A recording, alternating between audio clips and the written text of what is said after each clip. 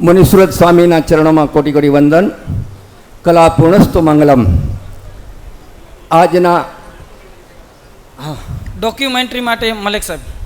સમારંભના અધ્યક્ષશ્રી, આ સંસ્થાના હોદ્દેદારશ્રીઓ, પધારેલ સર્વે આમંત્રિત મહેમાનો, વડીલો, માતાઓ અને મિત્રો, ખરેખર આજનો મારો વિષય છે શૂન્યથી શિખરની સફર. આ જ્યારે આ વિષય મને જ્યારે આપવામાં આવ્યો છે ત્યારે મને 45 વર્ષ પહેલાંનો ભૂતકાળ યાદ આવે છે. અને એ ભૂતકાળ જ્યારે હું યાદ કરું છું ત્યારે ખરેખર હૃદય ભરાઈ આવે છે. 45 વર્ષ પહેલાં એટલે કે 1971માં જ્યારે હું 9મા ધોરણમાં આવ્યો, અમારા વડીલ બંધુ કાંતિભાઈ અને ભોગીભાઈ, કાંતિભાઈનો અભ્યાસ આ કટારિયા બોર્ડિંગમાં પૂર્ણ થયો હતો. ભોગીભાઈ એસએસસીમાં આવ્યા અને મારે 9મા ધોરણમાં આવવાનું થયું. 9મા ધોરણની મેં પરીક્ષા આપી. ભોગીભાઈને એસએસસી કરવામાં 1 વર્ષ બાકી, મારે 2 વર્ષનો સમયકાળ બાકી. એવા સમયમાં અમારા પૂજ્ય પિતાશ્રીની તબિયત અચાનક બગડી ગઈ. નાનકડી એવી દુકાન, ઘરના ખર્ચાઓ માંડ નીકળે, 2 પાસા ભેગા કરવામાં કેટલી બધી મુશ્કેલી પડે. અને એવા સમયમાં જ્યારે આ બીમારી ડિપ્રેશનમાં આવી ગયા અને ડિપ્રેશનમાં આવ્યા પછી એમની સાથે એક વ્યક્તિને ફરજિયાત રહેવું પડે એવા સંજોગ ઉપસ્થિત થયા. ત્યારે એવા સમયે શું કરવું, કઈ રીતે હવે આપણે આપણો આ આગળનું પરિવારનું આગળ કઈ રીતે વિચાર કરશું, ત્યારે અમારે ભાઈશ્રીને ભોગીભાઈને મેં કીધું હું અભ્યાસ છોડી દઉં છું. એ સમયે પણ હું 1 નંબરે પાસ થયેલો, પરંતુ જ્યારે પરિસ્થિતિના સંજોગ વિપરીત પરિસ્થિતિ જ્યારે આવી ત્યારે મારે 1 વર્ષ દુકાન સંભાળવાની ફરજ પડી અને મોટાભાઈ ભોગીભાઈને એસએસસીનો અભ્યાસ પૂરો કરાવ્યો. ત્યાર પછી બસ એવી બન્યું કે હવે પછી આગળ આપણે શું કરવું. બંને ભાઈઓએ, મોટા ભાઈઓએ પછી વિચાર કર્યો કે ભાઈ કાંતિભાઈ અને અમારા વડીલ કાંતિભાઈ અને ભોગીભાઈ અમે લોકો મુંબઈ જઈએ. અને ખરેખર એ સમયમાં મુંબઈ એટલે પરદેશ ગણાતું. અને જ્યારે પરદેશ જવાની વાત આવે ત્યારે પરિવારને ખરેખર બિલકુલ હૃદયમાં માઇન્ડમાં બેસે નહીં. પણ આના સિવાય આપણી પાસે બીજો કોઈ રસ્તો ન હતો. ભોગીભાઈ અને કાંતિભાઈ ને ભોગીભાઈ મુંબઈ આવ્યા. મુંબઈ આવ્યા પછી ત્યાંનું વાતાવરણ, એક વખત તો એવો સમય હતો કે મુંબઈ એક વખત તો દેશમાં પાછું ધકેલે જ. અને 15 દિવસની અંદર બંને ભાઈઓ રિટર્ન આવ્યા. દુકાને પાછા બેઠા. પરંતુ રિટર્ન આવ્યા પછી હવે શું કરવું. પરિવાર તો કાંતિભાઈના મેરેજ થઈ ગયેલા, હવે આગળનો પરિવાર પણ મોટો, પણ એના સિવાય મુંબઈ ગયા સિવાય આપણો કોઈ ઉદ્ધાર નથી. અને એ સમયે પછી મારે મુંબઈ આવવાનું થયું. અને મુંબઈમાં આવ્યા પછી મેં પહેલી નોકરી 90 રૂપિયાના પગારથી કરી, બીજી નોકરી 125ના પગારથી કરી, અને ત્રીજી નોકરી 225 રૂપિયાના પગારથી કરી. આવી રીતે 1.5 વર્ષનો પીરિયડ મેં પૂરો કર્યો. 1.5 વર્ષ વીત્યા પછી હું ઘાટકોપરમાં એ સમય રહેતો હતો. અને ઘાટકોપરમાં જ્યાં રહેતો હતો એની બાજુમાં અમારે એક પુરુષોત્તમભાઈ કરીને ઠક્કર રહે, એની પાસે આ એક બિઝનેસ ચાલુ હતો. એની પરિસ્થિતિ પણ એવી, એણે મને વાત કરી કે ધીરુભાઈ, જો તમારી પાસે 5000ની મૂડી હોય તો આપણે આ ભાગીદારીમાં ધંધો કરીએ. અને ખરેખર મારી પાસે 5000ની પણ વ્યવસ્થા ન હતી. મેં મારા પૂજ્ય પિતાશ્રી અને વડીલ બંધુઓને જાણ કરી કે ધંધામાં ભાગીદારી મળે છે, જો આ વ્યવસ્થા થઈ શકે તો આપ વ્યવસ્થા કરો. એ સમયે 3000 રૂપિયાની મૂડી લાકડિયાથી આવી અને મેં એમને વાત કરી, ભાઈ મારી પાસે 3000ની મૂડી છે. એમણે વાત મારી સ્વીકારી. એમની સાથે મેં ભાગીદારીનો ધંધો ચાલુ કર્યો. ફક્ત 3 મશીનથી ચાલુ કર્યો અને 6 મહિનાની અંદર એ ધંધો તો સારો ચાલ્યો, પણ ધંધાની મૂડી અને પ્લસ નફો જે કંઈ થયો એ તમામ મારી ઉઘરાણીમાં અટકી ગયું. ધંધો બંધ કરવાનો વખત આવ્યો. હવે શું કરું? આગળ મારી પાસે કાંઈ વ્યવસ્થા નથી. પરંતુ એ સમયે એ 6 મહિનાના ગાળામાં મને ભગવાનની એટલી મહેરબાની થઈ કે મને કટિંગ કરતાં આવડી ગયું.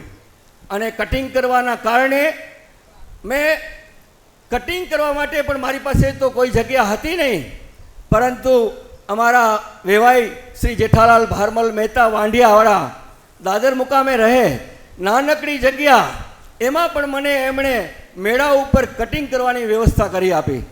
ખરેખર જો એ વ્યવસ્થા પણ ન થાત તો પણ હું આગળ ન વધી શકત.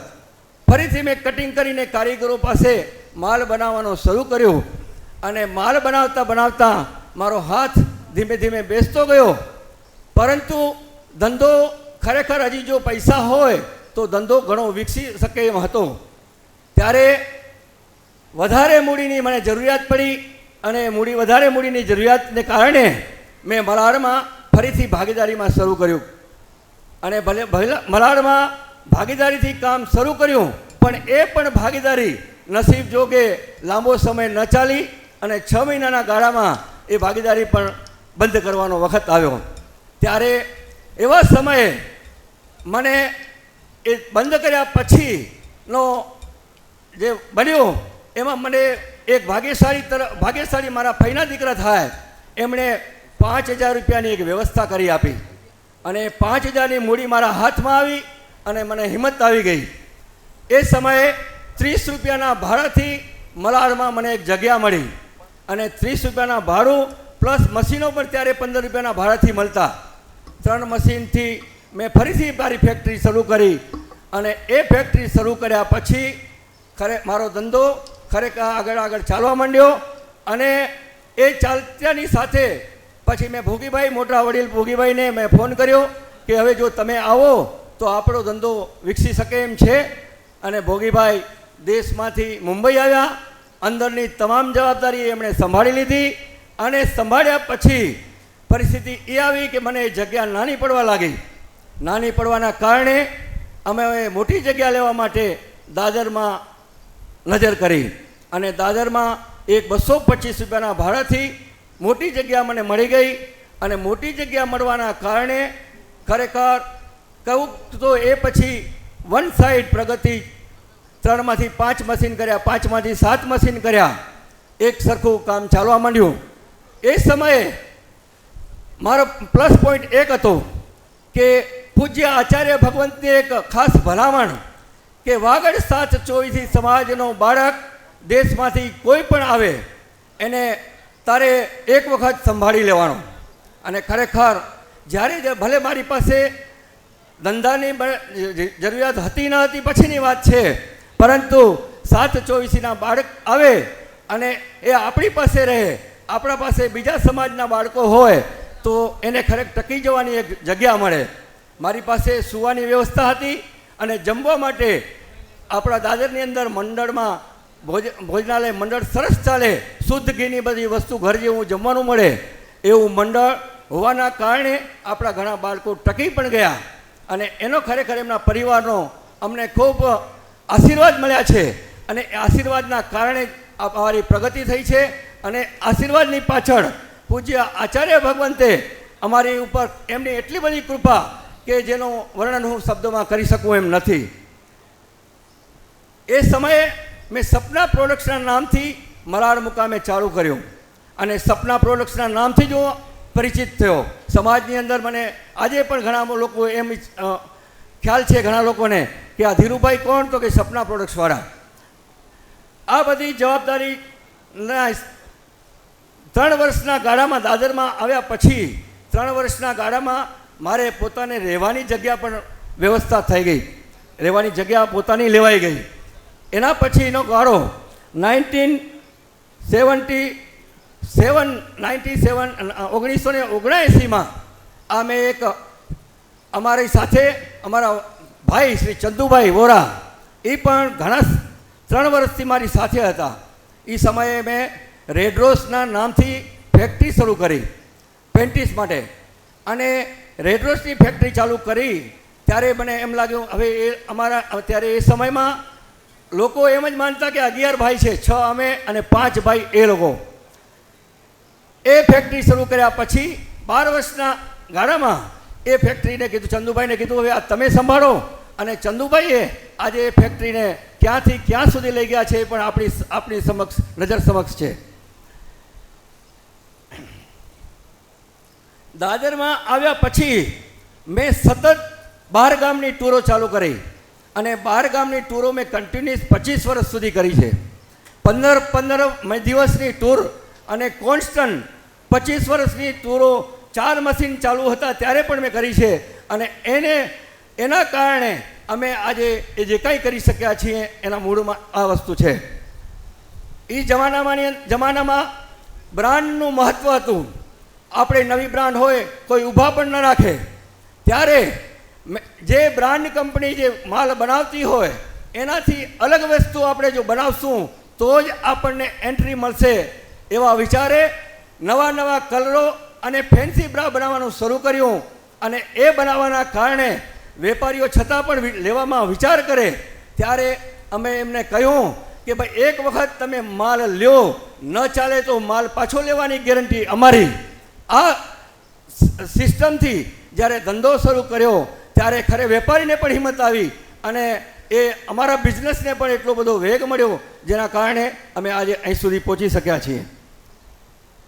એ સમય દરમિયાન 1980માં એક અમારા પરિવાર ઉપર કસોટી થઈ.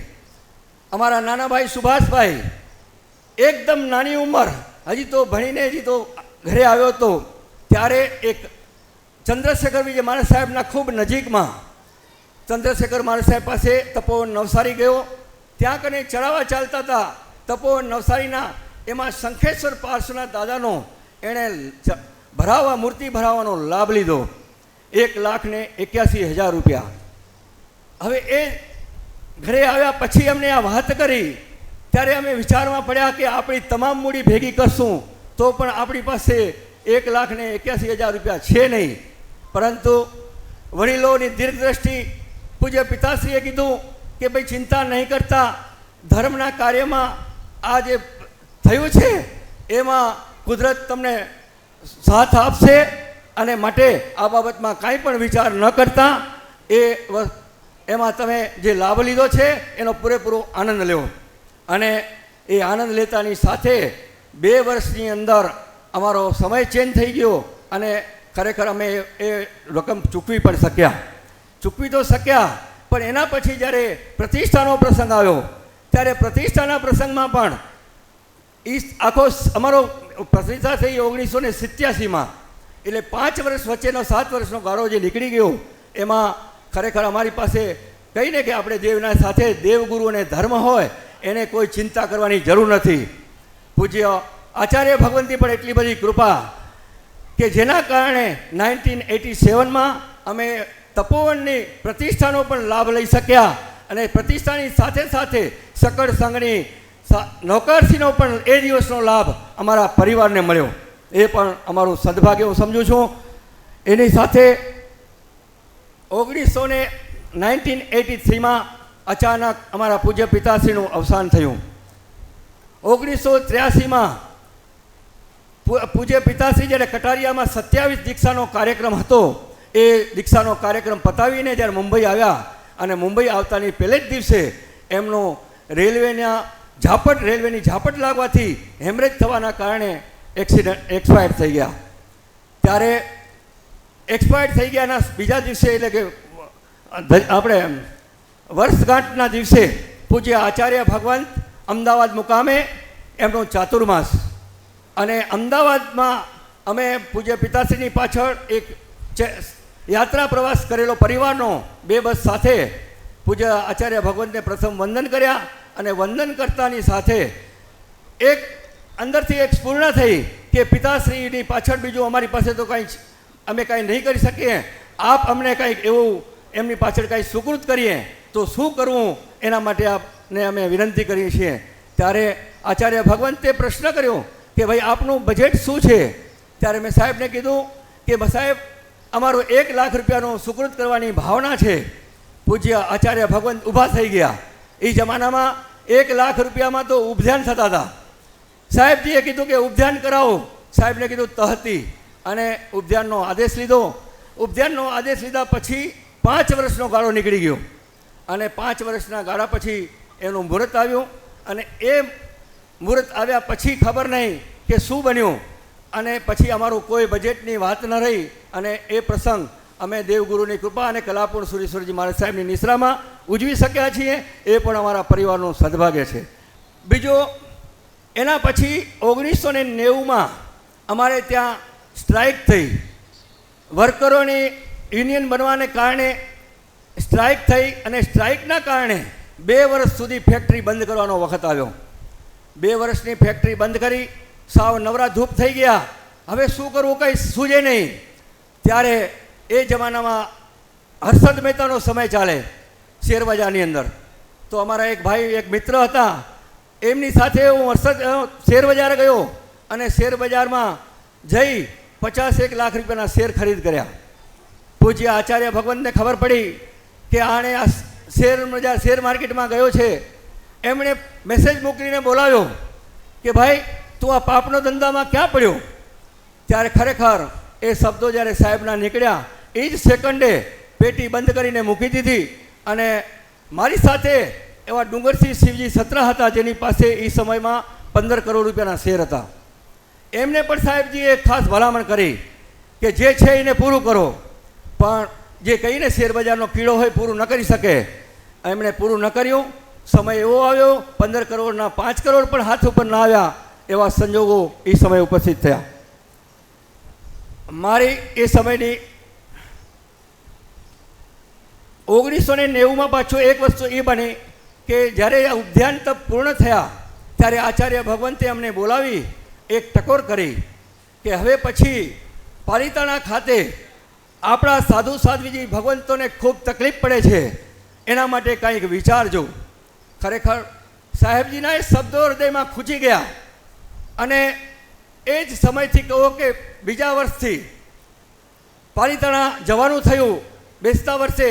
અને મેં ચમનભાઈ કચ્છીનો કોન્ટેક કરી જેટલી બી જગ્યા જમીન હતી એ જમીન તપાસ કરતાં આ આપણી જે અત્યારે જે ભૂમિ આપણી ધર્મશાળા જે ઊભી છે એ જમીન જોવા મળી. એ જમીન મળતાની સાથે હું આચાર્ય ભગવંત પાસે ગયો. આચાર્ય ભગવંત રાધનપુર મુકામે હતા. ત્યારે મેં સાહેબજીને વાત કરી, આ જમીન આપણા આ હાથમાં આવી છે અને 225 રૂપિયાના વારથી આપણને જમીન મળે છે. ત્યારે આચાર્ય ભગવંતે કહ્યું કે તું કોઈને પૂછવા ન જતો, એક વખત તું એનો સોદો કરી નાખ. રાધનપુરથી નીકળી સીધો અમદાવાદ ગયો, અને અમદાવાદ ખેમરાજી પનારૂપાના ધર્મશાળાના માલિક એ ખેમરાજીને હું મળ્યો. ખેમરાજીને મેં વાત કરી. મારી ઉંમર 35 વર્ષની. ખેમરાજીને એમ થયું કે આ છોકરો જમીન લેવા આવ્યો છે, તો આ જમીન મારે એમને જ અપાવવી છે. એવા વિચાર સાથે જમીનના માલિકને રાજસ્થાનથી બોલાવ્યો. અને રાજસ્થાનથી બોલાવી બાબુબેન હતા, લેડીઝ હતા. એમની સાથે વાતચીત કરી અને સોદો દંડ કર્યો. એ 225 રૂપિયાના ભાવથી 4675 વાર જમીન આપણે એ ટાઈમે સંપાદન કરી હતી. એ જો ખેમરાજી જો વચમાં ન હોય તો સમય એવો આવ્યો કે જમીનના ભાવ ઉચકાઈ ગયા હતા. એ બેન ફરી જાય એમ પણ હતા, પરંતુ ખેમરાજીના કારણે આ જમીન આપણને મળી છે. એનો ખરેખર એ કહીને કે કુદરતી કોઈ લેણાદેણી હશે એના મારા પ્રત્યે, એના કારણે આપણે આ જમીન સંપાદન કરી શક્યા. દાદરમાં આવ્યા પછી આપણા સમાજના જ એક સમાજના દાદરમાં રહેતા યુવાનોનું મેં એક નાનું વાગડીઓ ગ્રુપ બનાવ્યું. અને વાગડીઓ ગ્રુપના અમે લગભગ 13 સભ્યો હતા. એ 13 સભ્યોએ સામાજિક પ્રવૃત્તિ સાથે ધાર્મિક પ્રવૃત્તિઓ કરી.